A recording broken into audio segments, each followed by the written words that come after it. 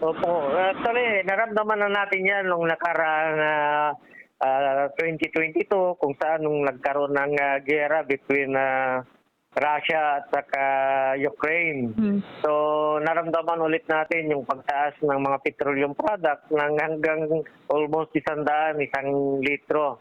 At yun nga po yung sinasabi ko na nagkaroon ng pagtaas sa operational cost natin, pero hindi tayo pwedeng mag-adjust doon sa rate na sustain doon sa ating operation. Actually, ang ating National Electrification Administration, through doon sa pronouncement ng ating presidente ay inatasan ng mga electric cooperative na magpatupad ng pagtitipid sa lahat ng aspect ng operation.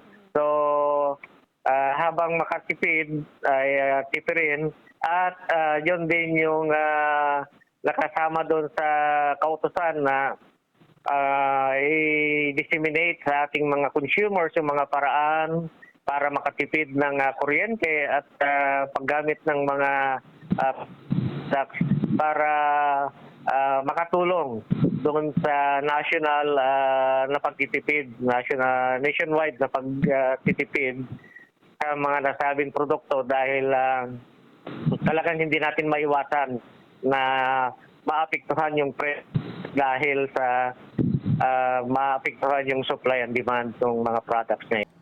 Minsan naramdaman na natin nung mga nakarang taon, naranasan na natin yung the same na senaryo sa nararanasan natin ngayon. Kaya kung nakayanan po natin noon ay mas lalo nating makakayanan ngayon dahil alam na natin kung ano yung mga dapat nating gawin para kahit sa maliit na paraan ay makatulong tayo doon sa pangkalahatang pagtitipid at paggamit ng wasto sa ating mga nagkukonsumo ng petroleum product at sa paggamit ng kuryente. Malaking bagay yung simpleng pagtitipid. Pag inipon-ipon yan sa buong kapuluan ay malaking bagay din po yon na makatulong sa ating gobyerno at sa ating ekonomiya.